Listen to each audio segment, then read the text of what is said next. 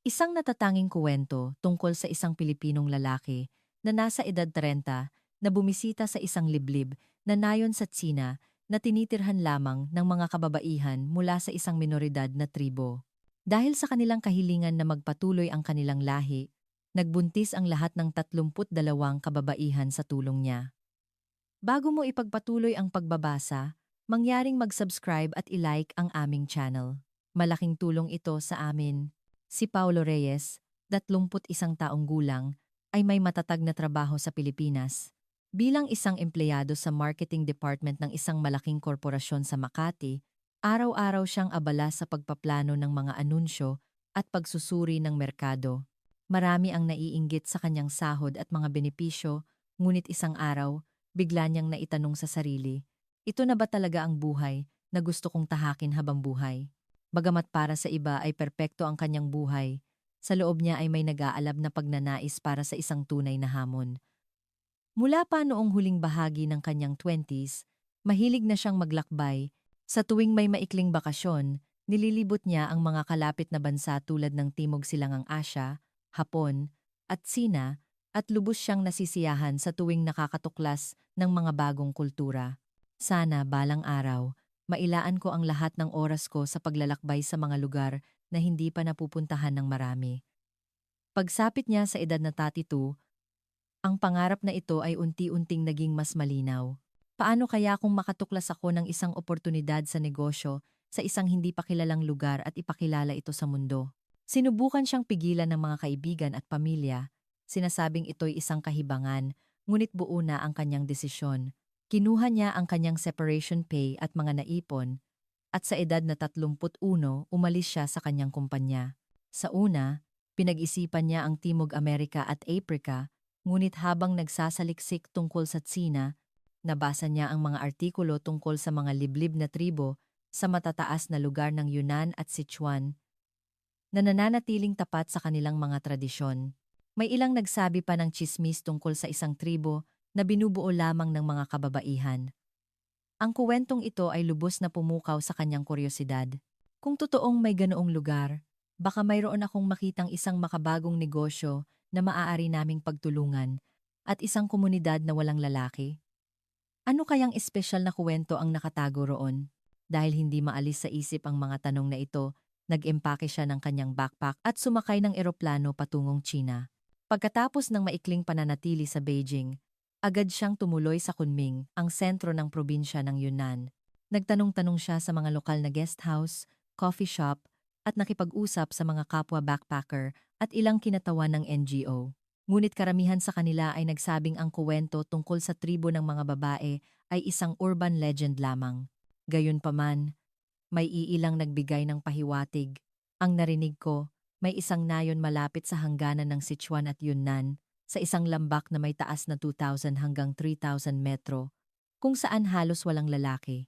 Pero hindi ko alam ang eksaktong lokasyon o pangalan. Dahil dito, ginamit ni Paulo ang sarili niyang pera para umupa ng isang lokal na gabay at sasakyan, at sinimulan ang mapanganib na paglalakbay patungo sa kanluran. Pagkatapos ng 2 linggong paglalakbay sa mga talampas at lambak, wala pa rin siyang nakita. Siguro tsismis lang talaga, naisip niya nang may pagkadismaya. Ngunit isang matandang lalaki sa isang nayon ang nagsabi. May isang alamat tungkol sa isang tribo na itinago sa kabundukan kung saan ang mga lalaki ay nangamatay o umalis dahil sa digmaan at mga babae na lang ang natira. Baka mayroon pa rin sila hanggang ngayon. Itinuro ng matanda ang isang direksyon na bahagya lamang na nakamarka sa mapa. Bihira ang taong pumupunta roon. Halos wala ng daan. Sa halip na matakot, mas lalong nasiyahan si Paulo. Ito na yon, sigurado siya. Kahit mapanganib, susubukan ko. Umiling-iling ang kanyang gabay. Hindi ko kayang pumunta roon. Paano ka makakarating doon? Hanggang dito na lang ako. Kaya't kinailangan niyang magpatuloy mag-isa matapos ihatid ng gabay sa pinakamalapit na lugar. Sumakay siya ng pampublikong transportasyon, motorsiklo at naglakad. Sa daan, nagkaroon ng aksidente at malubhang nasugatan ng isang Tsinong kasama niya. Iniwan niya ito sa isang kalapit na nayon at nagpatuloy mag-isa. Ito ay isang mapusok na pakikipagsapalaran na maaaring ikamatay niya, ngunit hindi siya sumuko. Nakarating na ako rito, hindi ako pwedeng sumuko. Ilang araw siyang naglakbay sa tabi ng isang bangin hanggang sa marating niya ang isang lugar na talagang walang tao. Halos wala ng daan, kaya't iniwan niya ang kanyang motorsiklo at naglakad. Habang tinatahak ang isang makitid na landas sa gilid ng bangin, nakita niya ang isang ilog na umaagos sa ibaba, isang napakagandang tanawin. Ngunit wala siyang oras para humanga rito. Paano kung gumuho ang daan? Malaki ang kanyang takot. Isang hapon, habang tumatawid sa isang lumang bakal na tulay, nadulas si Paulo at nalagay sa panganib. Mabuti na lang at nakakapit siya sa isang lubid at naiwasan ang pagkahulog, ngunit nagtamo siya ng maraming sugat at bumagsak sa pagod. Kung hindi ako masagip dito, katapusan ko na. Habang unti-unting nawawala ng malay, may nakita siyang liwanag na parang sulo sa malayo. Tila may narinig siyang mga boses ng babae. Hoy! Ayos ka lang ba? Isang boses na may halong Tsino ang kanyang narinig. Wala nang lakas si Paulo para magpaliwanag, kaya't ibinulong na lamang niya tulong. Pagkatapos noon, nawalan siya ng malay. Nang magising siya, nasa loob na siya ng isang hindi pamilyar na kubo. May amoy ng apoy mula sa siga, at ang kanyang backpack ay nasa tabi niya. Pagtingin niya sa paligid, isang babaeng nasa kalagitnaan ng 30s ang nag-aalalang nagtanong, "Gaano kasakit?" Ginawa namin ang paunang lunas. Sinubukan ni Paulo na bumangon ngunit napadaing sa sakit. Salamat. Naligaw ako, sabi ng babae. Okay lang. Mabutit na buhay ka. Sa tabi niya, isa pang mas batang babae ang nakatitig sa kanya nang may malalaking mata. Pareho silang nagsasalita ng pinaghalong Ingles at Sino. Nasaan po ako? Tanong ni Paulo. Nasa nayon ka ng aming tribo. Dito nakatira ang tribo ng Taigo. Dahil walang lalaki rito. Ikaw ay isang bihirang bisita. Nakangiting sabi ng babae. Kumabog ang dibdib ni Paulo. Ito na ba talaga ang lugar na hinahanap ko? Naisip niya. Pinilit niyang bumangon. Ako po ay isang Pilipino at matagal ko nang hinahanap ang lugar na ito. Pwede po ba ninyo akong tanggapin? Tumingin ang babae ng may pagtataka. Sa aming tradisyon, hindi kami tumatanggap ng mga lalaki. Pero dahil nakita ka naming nasa panganib, hindi namin kayang basta ka na lang pabayaan. Kailangan muna naming kausapin ang pinuno ng aming nayon at ang iba pa. Nang gabing iyon, nanatili si Paulo sa kubo para magpagaling. Nilagnat siya, ngunit inalagaan siya ng mga babae. Pinainom nila siya ng pinakuluang halamang gamot at nilagyan ng gamot ang kanyang mga sugat. Mababait sila, naisip niya. Sana lang hindi sila galit sa mga lalaki. Bagamat may kaunting kaba, hindi naman masama ang pakiramdam niya sa lugar. Sa halip, naramdaman niya ang kanilang kuryosidad. Kinabukasan, medyo gumaan na ang kanyang pakiramdam at nakilala niya si Lusa, ang pinuno ng nayon, isang babaeng nasa 40s. Ipinaliwanag niya na 32 kababaihan ang kasalukuyang nakatira sa nayon mula 20s hanggang huling bahagi ng 40s. Sila ang natitirang miyembro ng tribo ng Taigo matapos mamatay o umalis ang lahat ng kalalakihan patungo sa mga syudad dahil sa iba't ibang dahilan. Matagal na kaming hindi nagtitiwala sa mga lalaki at halos wala na kaming ugnayan sa labas. Pero dahil nasaktan ka at naligaw, napagdesisyonan naming responsibilidad ka naming gamutin, sabi ni Lusa. Salamat po, sabi ni Paulo. Ang totoo, sinadya ko talagang hanapin. Narinig ko na may isang natatanging tribo ng mga babae na nabubuhay ng mag-isa at dahil sa kuryosidad, naisip kong baka may oportunidad para sa negosyo rito. Nagka-aksidente man ako, pero sa huli, narating ko rin kayo. Nagtanong si Lusa, oportunidad sa negosyo? Anong ibig mong sabihin? Ipinagpatuloy ni Paolo ang paliwanag. Ang mga produktong agrikultural, halamang gamot, at mga gawang kamay ninyo ay maaaring maibenta sa syudad o sa ibang bansa para kumita kayo. Pero dahil walang maayos na daan at limitado ang komunikasyon ninyo sa labas, mahirap ito para sa inyo.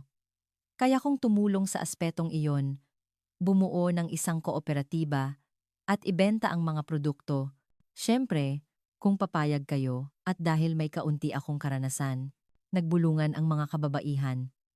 Narinig ko na yan, kooperatiba. Dahil walang lalaki. Hindi natin naisip ang malakihang kalakalan. Hindi kaya gagamitin lang niya tayo para kumita? May nagdududang boses. Hindi po, sabi ni Paulo. Tinitiyak kong magiging patas ako at hahatiin natin ang kita. Bilang isang dayuhan, wala rin akong gaanong koneksyon dito sa Tsina, pero kaya kong tumulong sa pamamagitan ng online, social media, at pag-export. Magiging magkatuwang tayo. Pagkatapos ng isang gabing pagpupulong, karamihan sa mga babae ay sumang-ayon. Subukan natin. Kung mananatili tayong ganito, walang kinabukasan ang ating nayon. Nagpasya si Lusa. Habang nananatili ka rito, tuturuan mo kami kung paano magpatakbo ng kooperatiba at ibenta ang ating mga produkto. Gayunpaman, may ilan pa ring nag-iingat. Ngayong may lalaki na rito, hindi natin alam kung anong problema ang maaaring lumitaw. Ilang araw matapos simulan ni Paulo ang pag-oorganisa ng kooperatiba, nagsimulang magbago ang kapaligiran sa nayon. Sinuri niya ang produksyon ng mga butil, halamang gamot, at gawang kamay, at nagmungkahi ng mga paraan para sa maayos na imbakan at pamamahala ng mga supply. Namangha ang mga babae, hindi namin naisip yan. Maliit na sakahan lang kasi ang ginagawa namin. Bilang pagsubok, sinimulan nilang itala ang kanilang mga ani para sa pantay na pamamahagi. Nagplano rin si Paulo na pumunta sa kalapit na syudad para humanap ng paraan upang maibenta ang kanilang mataas na kalidad na mga halamang gamot. Ilan sa mga babae ang nagboluntaryong maging tagasalin at gabay. Ang mga mas bata at masigasig ay humiling na maturuan. Gusto rin naming matuto. Sa prosesong ito, unti-unting naging komportable ang mga babae kay Paulo. Ang mga nasa unang bahagi ng 20s ay nagbiro. Ngayon lang kami nakakita ng lalaki rito. Ang saya. Habang ang mga nasa 30s ay seryosong nagsabi. Ngayon lang kami nakasama sa trabaho ang isang lalaki na may halong paghanga. Sa mga nasa 40s, may nagsabi, matagal na kaming nabubuhay ng walang lalaki at sa ganitong paraan, wala kaming anak. Naisip namin, ganito na lang ba kami mamamatay? Ang pagdating ni Paulo ay nagbigay sa kanila ng bagong pag-asa.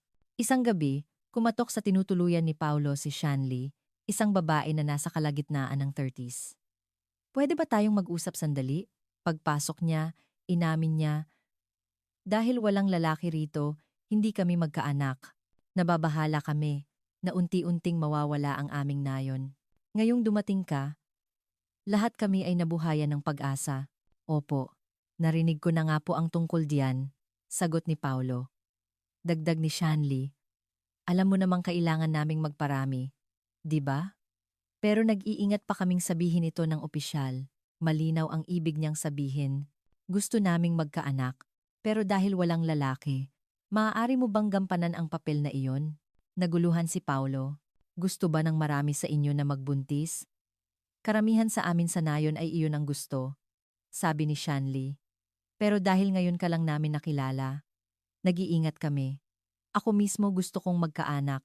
Nasa kalagitnaan na ako ng 30s at iniisip kong baka mahirapan na akong magbuntis kung magtatagal pa. Sagot ni Paulo. Nakakabigla, pero kung talagang gusto ninyo at may kasunduan, siguro, pwede akong tumulong. Pero, isang grupo ng pagbubuntis. Bigyan mo lang kami ng kaunting panahon, sabi ni Shanley. Kakausapin namin ang lahat. Kung magkakasundo kami, formal kaming hihiling sa'yo, walang pilitan. At umalis na siya. Ilang araw ang lumipas, nagkaroon ng pulong sa nayon. Ang orihinal na agenda ay tungkol sa pamamahala ng kooperatiba at iskedul ng pag-aani, ngunit napunta ang usapan sa paano natin palalakihin ang populasyon ng ating nayon. Maraming babae ang nagsabi, walang kinabukasan kung walang mga anak. Kahit tumanggap tayo ng lalaki mula sa labas, hindi sigurado kung mananatili sila. Hanggang sa may isang nagsabi ng isang radikal na ideya. Nandito naman si Ginoong Paulo Reyes, isang lalaki mula sa labas, at pinagkakatiwalaan natin siya bilang pinuno ng ating kooperatiba, di ba? Hindi kaya niya tayo matulungang magkaanak. Nabigla si Paulo. Medyo biglaan yan, pero kung talagang gusto ninyo, Hindi niya matapos ang sasabihin. Gusto namin! Halos sabay-sabay na sabi ng karamihan. Kailangan ito para sa muling pagbangon at pagpapatuloy ng ating lahi. May isang nagmungkahi, pero hindi naman siguro lahat ay gustong magbuntis. Paano kung yung mga may gusto lang ang kasama sa plano? May isang nag-alala. Paano yung mga nasa huli ng 40s? Baka mahirapan na sila. Halos lahat ng nasa 20s at 30s ay sumang-ayon. Sa huli, ito ang naging kasunduan. Sa 32 kababaihan, ang mga nasa edad pa para magbuntis, na may bilang na mahigit 20 ay susubok na magbuntis sa tulong ni Paulo. Ayon sa isang schedule, kapag ipinanganak ang mga bata, sama-sama silang aalagaan. Kahit umalis si Paulo, ang nayon ang magiging responsable sa mga ina at anak. Ngunit kung maaari, nais nilang manatili siya sa nayon. Naguguluhan si Paulo, ngunit sa kabilang banda, may naramdaman siyang kakaibang obligasyon at kasiyahan sa ideyang siya ang gaganap ng mahalagang papel sa pagsagip sa komunidad na ito. Posible ba talaga ito? Ako. Sa maraming babae? Napahawak siya sa kanyang ulo, ngunit nang makita niya ang mga babaeng nakatingin sa kanya nang may pagmamakaawa, kailangan naming gawin ito. Kung ayaw mo, wala kaming magagawa, sumagot si Paulo. Sige, gawin natin. Pero kailangan nating siguraduhin na may respeto at pag-aalaga sa isa't isa. Pagkatapos ng pulong, nagsigawan sa tuwa ang mga babae. Magkakaanak na tayo! Hindi na mawawala ang ating nayon. Napangiti si Paulo. Ganito sila kasaya. Hindi ako pwedeng maging iresponsable. Mula noon, isang proyekto ng pagbubuntis ang binuo sa nayon. Sa 10 babaeng nasa 20s, 10 nasa 30s, at 12 nasa 40s. Mahigit kalahati sa mga nasa 40s ang gustong sumubok. Kahit maliit ang tsansa, nagpasya silang lahat na subukan. Upang hindi mapagod si Paulo, gumawa sila ng schedule na 2,003 babae bawat linggo. Nagbiro pa ang mga babae, kailangan nating siguraduhing malusog siya at nakakapagpahinga. Hindi pwedeng bumagsak yan. Sa loob ng isang buwan, naging abala si Paulo sa trabaho sa kooperatiba at sa pakikipag-ugnayan sa mga kababaihan. May mga babaeng natural na nagkaroon ng pagtingin sa kanya, habang ang iba ay itinuring itong isang paraan lamang para magkaanak. Mahirap itong pamahalaan sa emosyonal na aspeto, ngunit dahil napagkasunduan na ng buong nayon, sinikap nilang iwasan ang selos at alitan. Ang mga babaeng nasa 20s ay nagbiro. Bata pa ako. Siguradong mabubuntis agad ako. Habang masaya nilang ginugol ang oras kasama si Paulo. Ang mga nasa 30s ay mas seryoso. Hindi ko akalaing magkakaanak pa ako. Salamat at dumating ka. Ang ilan sa mga nasa 40s ay nag-alala, paano kung hindi ako mabuntis dahil sa edad ko? Pinayapa sila ni Paulo, huwag kayong mag-alala. Kung hindi man, ganoon talaga. Kung mangyari, ito'y isang biyaya. Lahat sila ay may malalim na dahilan kung bakit desperado silang magkaanak. Ang isang nayon na puro babae lang ay tiyak na maglalaho. Kailangan naming magkaroon ng susunod na henerasyon. Ang kanilang determinasyon ay naramdaman din ni Paulo. Dahil dito, inalagaan siyang mabuti ng mga babae. Pinakain siya ng masusustansyang pagkain at salit-salitang minasahe gamit ang mga halamang gamot o inihandaan ng mainit na paliguan. Kakaiba man ang sitwasyon, pero dahil sa kabaitan ninyo, gagawin ko ang lahat ng makakaya ko, pabirong sabi ni Paulo. Bilang nag-iisang lalaki, medyo nakakailang, ngunit dahil sa magandang samahan, naging maayos ang lahat. Ang kooperatiba ay hindi napabayaan dahil salit-salitan ang mga babae sa trabaho, at si Paulo ay patuloy na nagpupulong para sa mga plano sa hinaharap. Kapag ipinanganak na ang mga bata, paghandaan na rin natin ang kanilang pag-aalaga at edukasyon.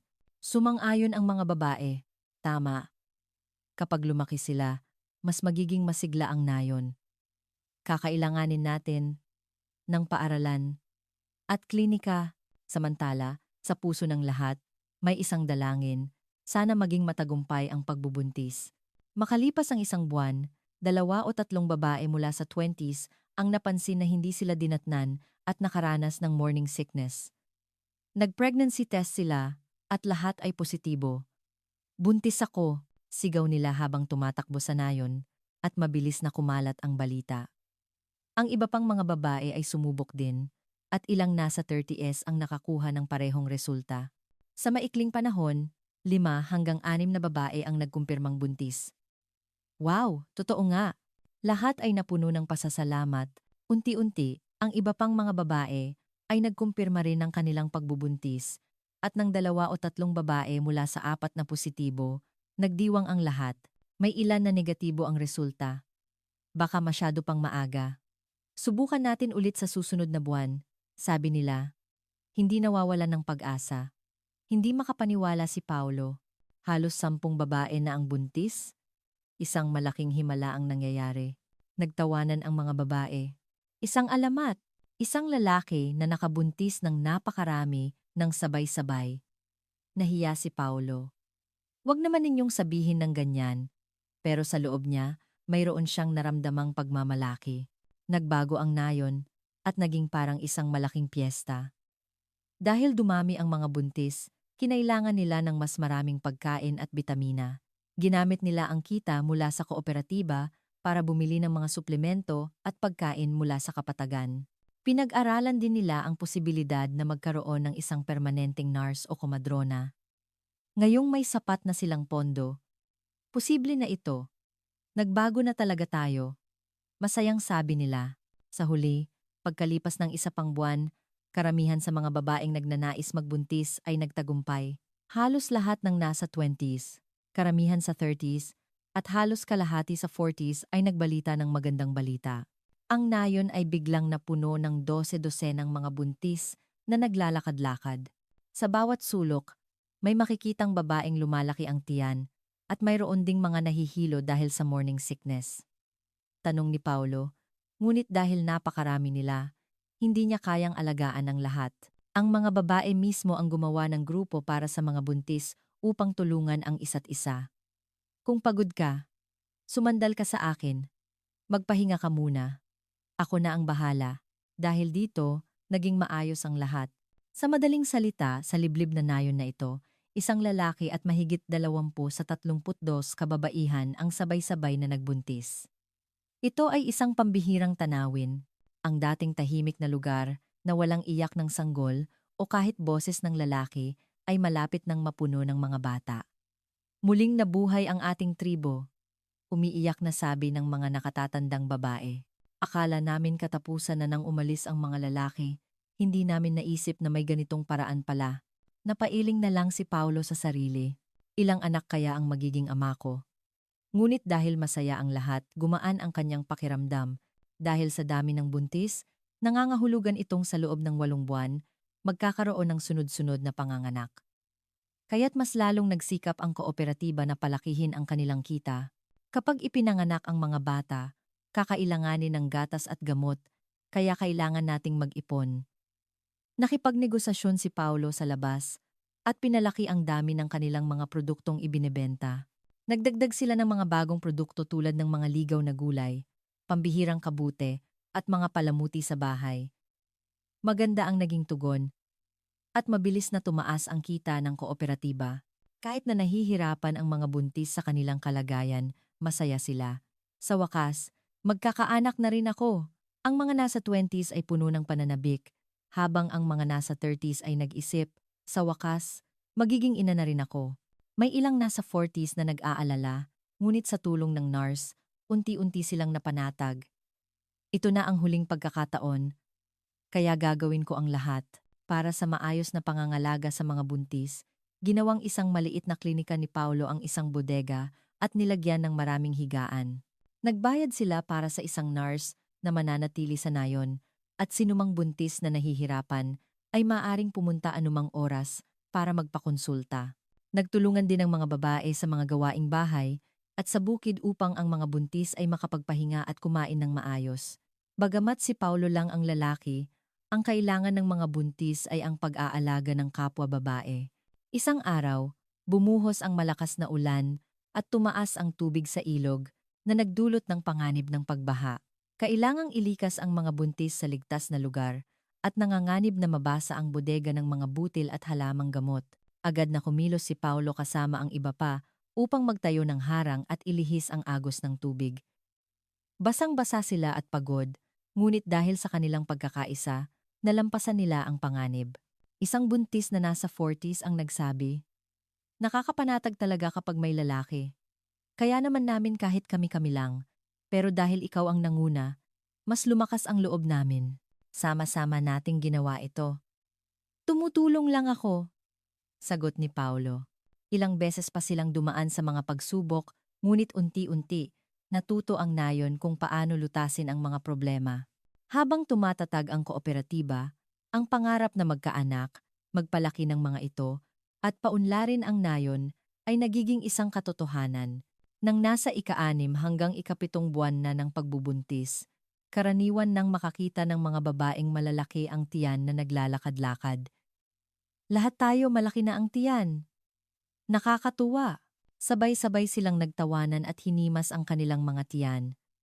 Kapag malapit si Paulo, binibiro nila siya, "Hi, Papa." Nahihiyaman siya sa tawag na iyon, nakakaramdam siya ng matinding kasiyahan. Pagsapit ng ika-8 hanggang ika-9 na buwan, masusing naghanda ang NARS at ang kooperatiba para sa panganganak. Nagtayo sila ng 3 pansamantalang silid panganakan para kung sakaling may magsabay-sabay, handa sila. Dahil kulang sa tao, kumuha pa sila ng 2 pang NARS mula sa kapatagan. Nag-aral ang mga babae ng mga pamamaraan sa panganganak at gumawa ng sistema para madaling makahingi ng tulong. Kapag sabay-sabay manganak ang 20, magiging magulo to, biro nila. Sa wakas, pagsapit ng ika-10 buwan, nagsimula ang mga labor pains.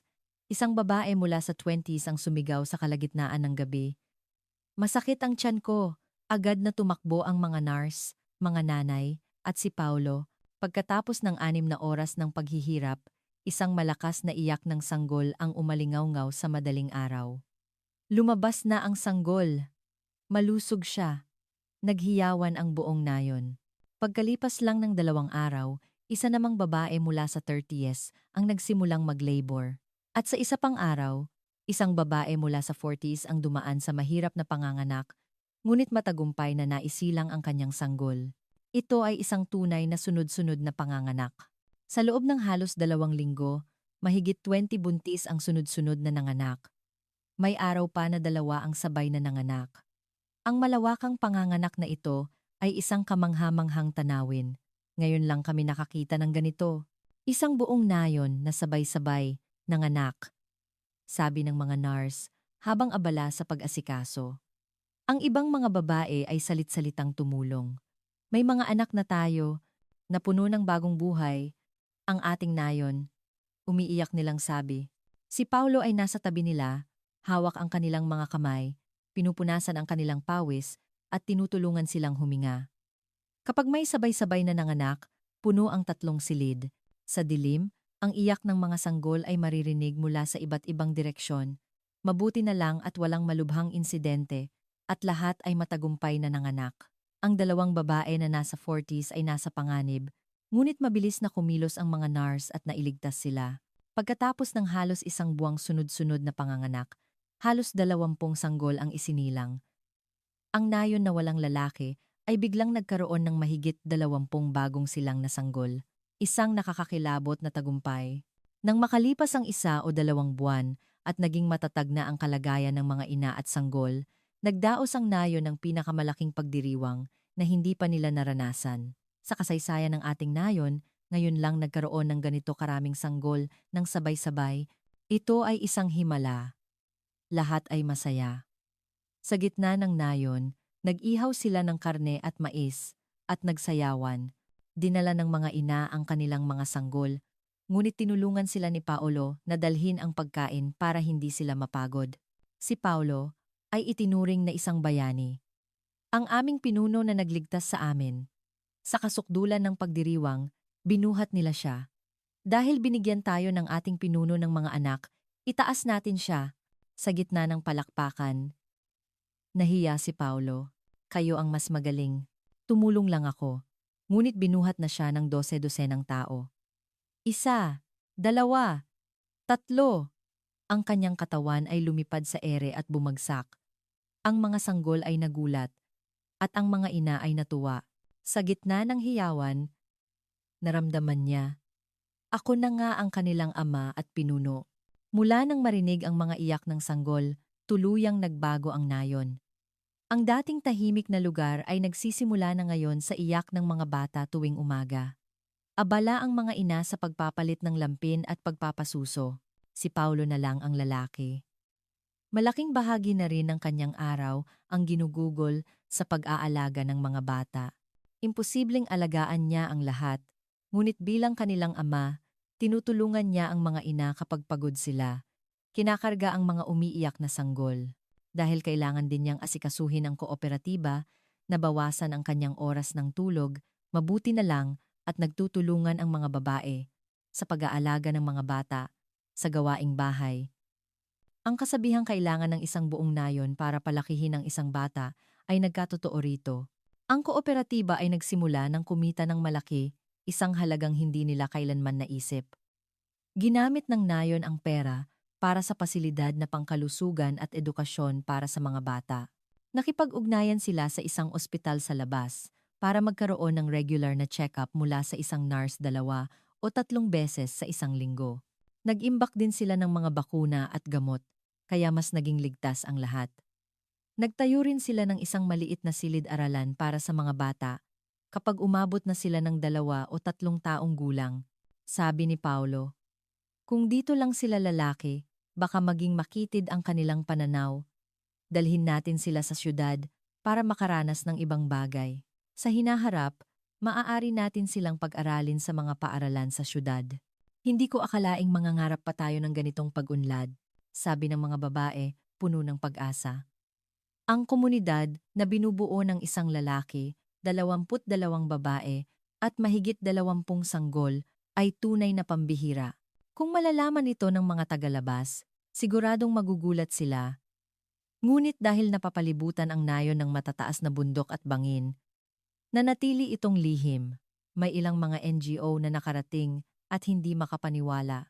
Paano nangyaring isang lalaki ang nakabuntis sa mahigit 20 babae ng sabay-sabay?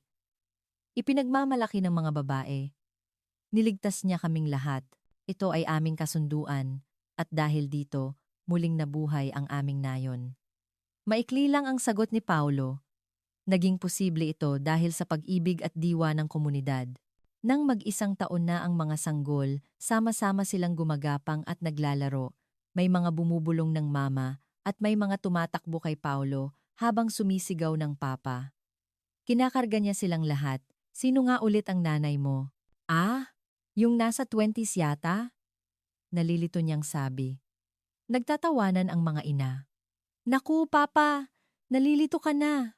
Ako ang nanay niyan.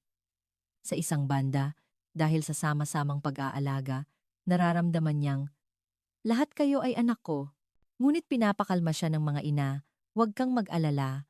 Kami pa rin ng mga kaibigan ko ang pangunahing nag-aalaga sa kanila. Naging masagana na ang lahat, at mas gumanda ang buhay sa nayon. Ang hirap na dinanas nila ng walang lalaki ay naging bahagi na ng nakaraan. Ngayon, may lalaki na, matagumpay ang kooperatiba, marami ng bata, at may kinabukasan na. Iyon ang sinasabi ng lahat. Isang umaga ng taglagas, sa ilalim ng maaliwalas na kalangitan, nag-aani ng mais ang mga taga-nayon. Ang mga bata, na ngayon ay 3 taong gulang na, ay sumusunod sa kanilang mga ina. Mama, ano to? Gusto kong ibigay kay Papa. Sigaw ng isang bata habang tumatakbo dala ang isang mais. Dahan-dahan! Madumi yan! Sigaw ng ina. At tumawa lang ang bata. Pagkatapos ng trabaho sa kooperatiba, tinulungan ni Paulo ang isang bata na ilagay ang mga mais sa isang maliit na kariton. Ang galing-galing naman ng anak ko, sabi niya habang hinahaplos ang ulo nito at ngumiti ang bata. Ngayon, ang nayon ay puno ng ingay at tawanan ng mahigit 20 bata. Araw-araw, abala ang mga ina sa pag-aalaga at kahit ang nurse ay nagrereklamo ng pabiro. Ilang bata ba ang babakunahan ko ngayon? Nakakaloka. Pero nakangiti siya. Walang nagrereklamo. Ito ang pangarap nating iyak ng sanggol, kaya masaya tayo. Ang kooperatiba ay matatag na at patuloy na nagbebenta ng kanilang mga produkto. Dahil sa lumalaking kita, nagpaayos sila ng mga bahay at naglagay ng solar panels para sa kuryente. Gabi-gabi, maliwanag ang mga ilaw at ang mga bata ay nagbabasa ng libro habang ang mga ina ay nakikipag-usap kay Paulo at sa nurse tungkol sa pag-unlad ng kanilang mga anak. Isang gabi, isa na namang malaking pagdiriwang ang naganap. Dahilan? Nakakuha ang kooperatiba ng isang taunang kontrata sa isang malaking kumpanya sa syudad na lalong nagpalaki ng kanilang kita. Sa gitna ng apoy, nagkainan at nagkantahan sila. Tumakbo-takbo ang mga bata at bagamat sinasaway sila ng kanilang mga ina, payapa ang kapaligiran. Oras na para sa hanggare, sigaw ng isa.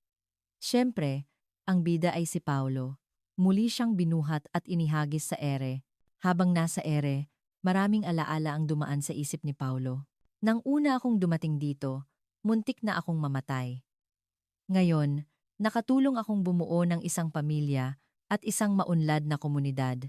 Pagkatapos ng pagdiriwang, naglakad-lakad si Paulo. Ang liwanag ng buwan sa mga bangin ay parang isang pinta. Ilang ina ang sumunod sa kanya. Pinuno, bukas kailangan nating magtanim para sa taglamig. Kailangan nating gumising ng maaga. Sabi naman ng isa, may lagnat ang anak ko. Pwede mo ba kaming samahan sa nurse bukas? Siyempre, sasamahan ko kayo, nakangiting sagot ni Paulo. Ang buhay dito ay mahirap, ngunit ang kasiyahan sa pagtulong sa isa't isa ay hindi matutumbasan ng anumang kaginhawahan sa syudad. Tumingin siya sa mga batang naglalaro. Lahat sila ay anak ko, hindi pa rin kapani-paniwala. Sa paligid ang mga ina, bata man o may edad na, ay abala sa pag-aalaga ng kanilang mga anak, ngunit may ngiti sa kanilang mga labi. Ang nayon na ito, na muntik ng maglaho, ay magiging isang malaking komunidad sa hinaharap. Isang gabi, habang nakahiga sa kanyang kubo, pinanood ni Paulo ang isang sanggol na mahimbing na natutulog sa tabi ng ina nito. Maaari nga pala akong maging ama ng mahigit 20 bata. Bagamat mahirap paniwalaan, ito ay totoo, at napuno ng init ang kanyang puso. Ang mundo ay hindi mahuhulaan. Ang isang pakikipagsapalaran ay maaaring magbunga ng isang ganap na bagong buhay. Kung malalaman man ng mundo ang kwento ng nayon na ito, baka sabihin nilang ito ay isang fairy tale, ngunit para sa kanila, ito ay isang tunay na kaligayahan. Ang malaking pamilya ng tribo ng Taygo, na umuunlad dahil sa hanggare, tawanan, at tagumpay ng kooperatiba ay magpapatuloy. Araw-araw, abala ang mga ina sa kooperatiba habang ang mga bata ay natututong maglakad. Sa hinaharap, kapag malalaki na ang mga bata, ipapaliwanag ni Paulo, ipinanganak kayo sa isang napaka-espesyal na nayon. Isa lang ang inyong ama, pero marami ang inyong ina, at dahil doon, nabuhay ang ating nayon. Hindi man nila ito lubos na mauunawaan, ngunit lalaki silang alam ang tunay na kahulugan ng pamilya at komunidad. Maraming salamat sa inyong panonood.